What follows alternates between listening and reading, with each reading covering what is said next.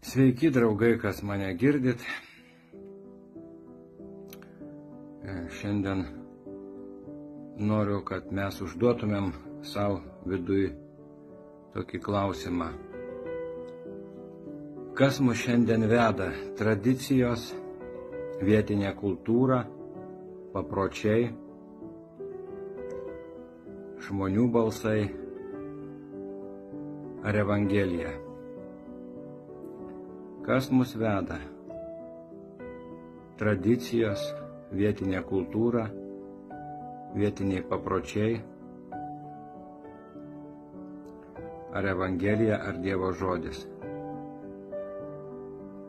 Kas mus veda, ar kažkokios kitos aplinkinės įtakos?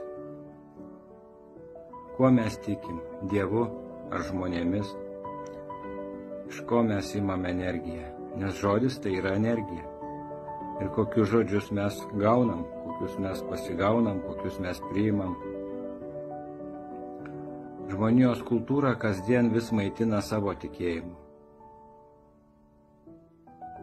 Tikėti gera ateitim, tikėti savo svajonėm, išsilavinimu, tikėti karjeros sėkme. Pozityvūs ir optimistiški žmonės tiesiog kasdien iš ekranų spinduliuoja savo energiją. Į mūsų žodžiais gyvenimas nuostabus, naudokis jo galimybėmis. Jie kuria apgaulingas dainas ir jos visos apie čia ir dabar. Visos tos dainos apie čia ir dabar. Todėl, kad jų dėmesys sukoncentruotas į šitą pasaulį ir į tą trumpalaikį gyvenimą, kuris kaip rasos lašelis greit praeina, nugaruoja ir baigėsi. Mane asmeniškai džiugina tik Jėzaus paveikslai ir ateitis su juo. Mano džiaugsmas tik jis ir jo ramybė. Ir ta ramybė mane apsaugoja nuo šito pasaulio girtuoklysčių. Pasaulis su savo kultūromis jau priėmė seksualinį vaikų ištvirkinimą ir išnaudojimą kaip būtinybę.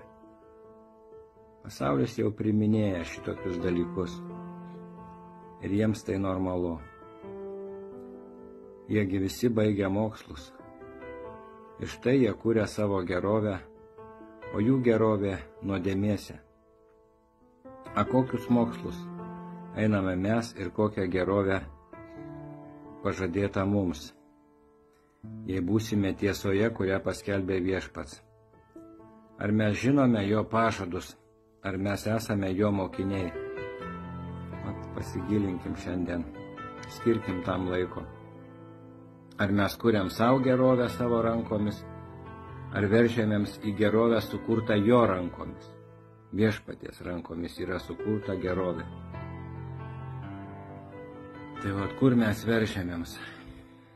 Aš tiesiog noriu šiandien paraginti visus, įeikit į jo mokyklą, įeikit į Jėzaus Kristaus mokyklą, pabūkit nors valandėlę tenai, pabūkit joje.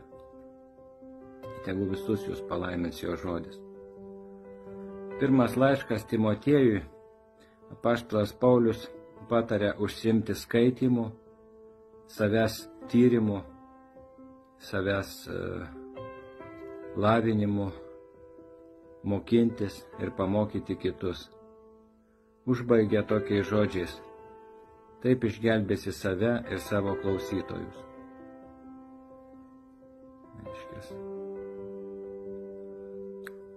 Mokindamasis pats, mokindamas kitus, išgelbėsi save ir savo klausytojus. Ten trumpas tekstas galit paskaityti. 1 Timotiejaus 4, ten į pabaigą nuo 13 eilutės. Ir vienas iš jo pažadų yra amžinasis gyvenimas.